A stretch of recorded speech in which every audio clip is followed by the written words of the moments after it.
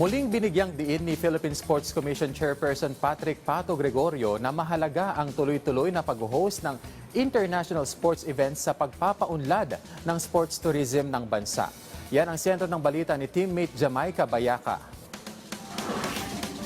Mula nang maupo sa pwesto noong Hulyo, napangunahan ni PSC Chairperson Patrick Pato Gregorio ang pag-host ng malalaking kompetisyon kabilang ang 2025 FIVB Men's Volleyball World Championship. Ngayon naman magkasabay na ginaganap sa Pilipinas ang FIFA Futsal Women's World Cup at ang 3rd FIG Artistic Gymnastics Junior World Championships. Ayon kay Gregorio, ang mga ito ay hindi lang prestigiyoso kundi investment para sa next generation ng mga Filipino champions.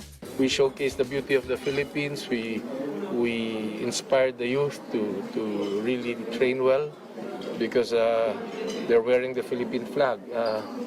It's a beautiful story, di ba? Na ang sports ay isa sa mga economic drivers ng bansa natin.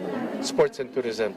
Gate niya hindi lamang medalya ang layunin kundi ang pagdami ng opportunities at international experiences sa mga kabataang atleta. Dagdag pa ni Pato, mas nagiging handang makipagkompetensya ang mga atleta kapag bata pa lang ay nailalagay na sa mas malalaking stage. Bukod dito, malaki rin ang naidudulot ng pag-host sa pag-boost ng turismo ng bansa. Kaya nakahanda ang Pilipinas na mag-open door sa mas marami pang world-level tournaments.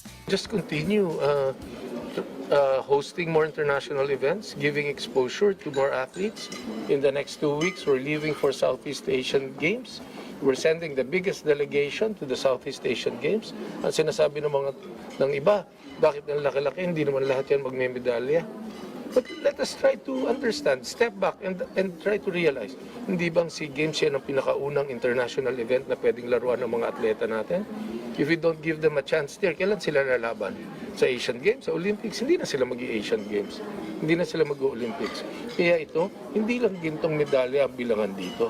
It is gano'n rin karami ang exposure na binibigay natin sa mga batang atleta natin. At sa patuloy na pagsuporta ng PSC, POC at ng pamahalaan, naniniwala si Gregorio na mas marami pang kabataang Pilipino ang maaaring matuklasan at mahubog bilang susunod na kampyon. Jamaica Bayaca para sa Pambansang TV sa Bagong Pilipinas.